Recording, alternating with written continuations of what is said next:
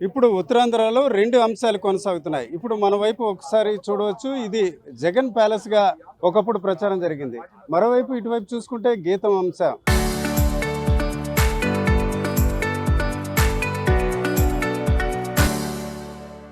ఇప్పుడు దాదాపుగా 54 ఎకరాల సంబంధించిన భూమిని బదలాయించాలని, అట్లాగే దీన్ని క్రమబద్ధీకరించాలని ఇప్పుడు కౌన్సిల్‌లో తీర్మానం చేస్తున్నారు.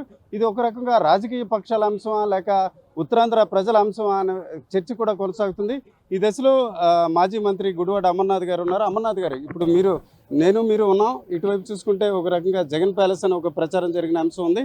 ఒకవైపు గీతం. ఈ 2 అంశాలు మీరు ఉత్తరాంధ్ర వాసిగా ఏమనిపిస్తుంది? ఈ 2 ప్రభుత్వానివే. కాకపోతే ఇది ప్రభుత్వం చేతిలో ఉంది, ఇది ప్రభుత్వ భూమి అయి ఉండి ప్రైవేట్ వాడి చేతిలో ఉంది. సో ఇది వ్యత్యాసం.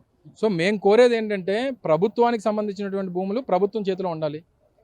అది ఏదైనా రిక్వైర్మెంట్ ఉన్నప్పుడు ప్రభుత్వాన్ని రిక్వెస్ట్ చేసుకోవడమో, లేదా ప్రభుత్వం మాకు ఇది అవసరం ఉందని చెప్పని అడగాలి తప్ప కబ్జా చేసుకొని మాకు ఇవ్వండి అని అంటే ఇది అందులో అర్థం లేదు. ఇది చట్టానికి వ్యతిరేకం, ల్యాండ్ గ్రాబింగ్ యాక్ట్ కింద వస్తుంది. సో ఆ రోజు కేవలం 250 కోట్ల రూపాయలు పెట్టి ప్రభుత్వానికి సంబంధించినటువంటి టూరిజం భవనాలు కడితే రాద్ధాంతం చేసినటువంటి ఆ రోజు ప్రతిపక్షం ఈరోజు అధికారంలో ఉంది. ఏం సమాధానం చెప్తుంది? అదే ఎదురుగా 5,000 కోట్ల రూపాయలు ప్రభుత్వ భూమిని కబ్జా చేస్తూ ఉంటే దాన్ని రెగ్యులేట్ చేయడానికి అదే కుటుంబం ముందుకు వస్తే ప్రజలు దీన్ని గమనించాలన్నటువంటిది మా తాలూకా కోరిక. సో దీని మీద ప్రతిపక్షంగా మా ఫైటింగ్ మేము చేస్తాం. డెఫినెట్గా ప్రభుత్వానికి ఉండేటట్టే మా తాలూకా కార్యాచరణ ఉంటుంది. చాలా విద్యా సంస్థలకు ఇచ్చారు, అట్లాగే ఈ విద్యా సంస్థకు అడుగుతున్నారు. అది అట్లాగే ఒక మధ్యలో సెంటర్లో ఉంది, దేనికి ఉపయోగపడదు అంటున్నారు. అట్లాగే చాలా కాలంగా మా ఆధీనంలో ఉంది ఈ భూమి అంటే దేనికి ఉపయోగపడుతుంది అనేటువంటిది ప్రభుత్వానికి తెలుస్తుంది. ఇప్పుడు ఇక్కడ పెద్దన దగ్గర 2-3 ఎకరాలు ప్రభుత్వం ల్యాండ్ గ్రౌండ్ కింద వాడుతున్నారు. అంటే 5 ఎకరాల ల్యాండ్ ఇక్కడ ఉంటే అది దేనికి పనికిరాదని అంటే ఏం చెప్తాం? ఫుట్బాల్ గ్రౌండ్ కింద, క్రికెట్ గ్రౌండ్ కింద వాడుతున్నారు వాళ్ళు.